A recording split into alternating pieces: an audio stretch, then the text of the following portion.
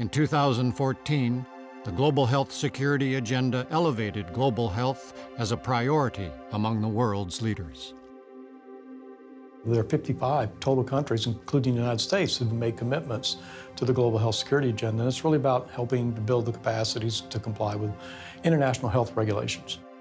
If you think about world health, like if we were just one big organism, we're only as strong as our weakest link. And our weakest link are a bunch of countries in Africa and Asia where the healthcare systems are not in very good shape and where diseases can spread and ultimately reach other countries.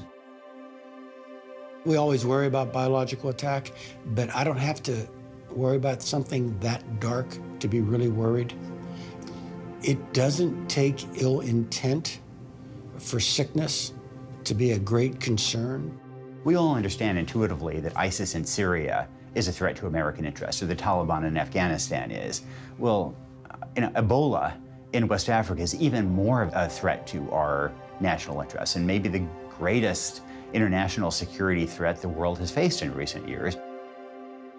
While epidemics like Zika, malaria, and SARS have emerged, so too have the agencies and initiatives to combat infectious diseases.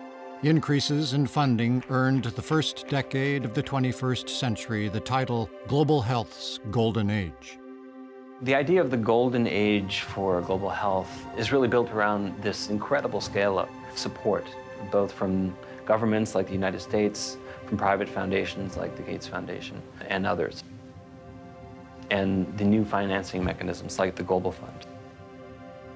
We spend around $10 billion on global health, and that's about a quarter of our overall foreign assistance dollars, and we spend less than 1% of our national budget every year on foreign assistance. Some lawmakers see the U.S. as over-engaged throughout the world, arguing that foreign aid represents tax dollars better spent at home. The notion that the United States should be borrowing from China, a poor country in the world, to then hand out aid to other countries around the world is foolhardy. Now, some people will say it's beyond economics. It's really about geopolitics and influence, and that is an argument I'm sure many people would like to have.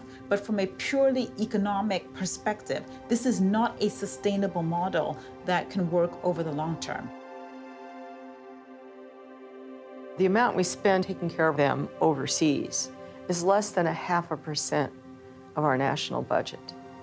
At any given time, depending on congressional whim, it can be as low as less than 0.2% of the budget going for global health. So it's a trivial amount of money.